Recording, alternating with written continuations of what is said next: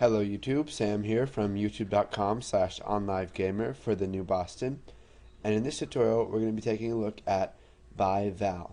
Now when you're making subs and functions, sometimes you want those subs or functions to be able to use other variables that are outside of it. Now one way of doing this is by using ByVal, which is pretty much just giving your function or sub a a variable to use inside of itself, and it doesn't know what it's equal to, but it gets it from another part of the program. So let's go ahead and create a little demo application for this. We'll go ahead and create a new project. Now let's go ahead and select Windows Forms application, and we will just call this ByVal, and we'll go ahead and wait for that to load. Now just come over here to our toolbox, and we will add a text box. If we can find it, we'll add a text box, and then we'll add another text box, and then we will add a button that says subtract. So we'll set the text value of this to subtract,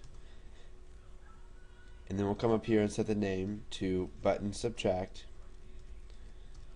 And just for the sake of saving time, I'm not going to rename these text boxes.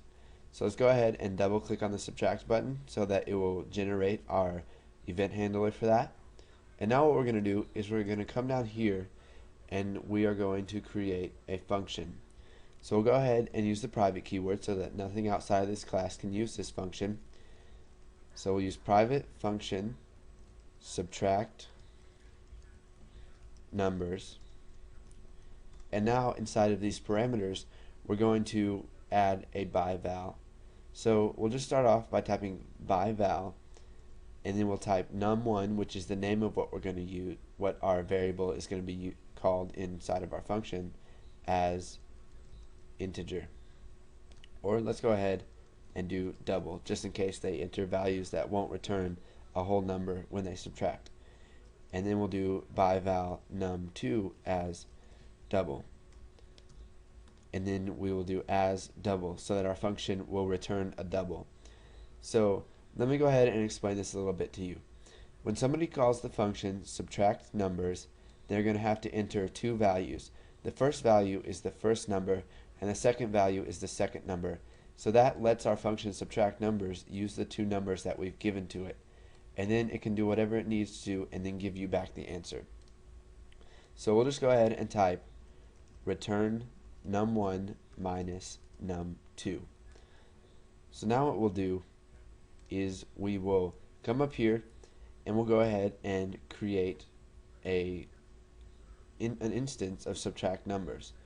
So we'll go ahead and start by typing messagebox.show, and the first thing that we want to show in the message box, the message of it, is we are going to type subtract numbers, and then we're going to need two arguments for this.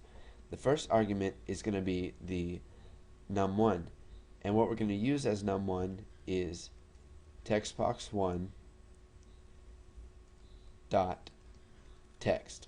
So basically what this is going to do is it's going to get the text from our first text box right here, and it's going to use that as the number in subtract numbers. And then for our second argument, we are going to use textbox2 dot text. And we'll go ahead and close off these parentheses, and now if we run this, you can see that it shows up our form, and if we type the number 30 and then we type the number 10 and click subtract, it's going to show us a message box with 20. Now this part right up here may be a little confusing to you, so I'll just go ahead and try and simplify it a bit. So we'll go ahead and create a double variable. So we'll type answer dim answer as double, and we will set it equal to subtract numbers textbox1 dot text, and then we will use textbox2 dot text. So what this is going to do is it's going to return a double, and it's going to be stored in the variable answer. So now instead of putting all this in our message box.show, we can just add answer. And we can also use answer anywhere else. So we can type answer plus equals 1, and we can use that later on instead of it just being used inside of this message box.show. So you can add as many ByVals as you want. You can do them with different types. You can use strings, integers, booleans, characters, and they don't have to be the same as your function type. So I could type num1 as string and it'll work perfectly fine even though our function type is a double and it's going to need to return a double. We can still pass whatever data types we need to it. So go ahead and practice with using ByVal. You can create some functions, and the easiest way to practice this is by making some calculator functions and use ByVal to pass variables or numbers into your functions. And once you've done that and you're familiar with it, go ahead and move on to the next tutorial, and thanks for watching.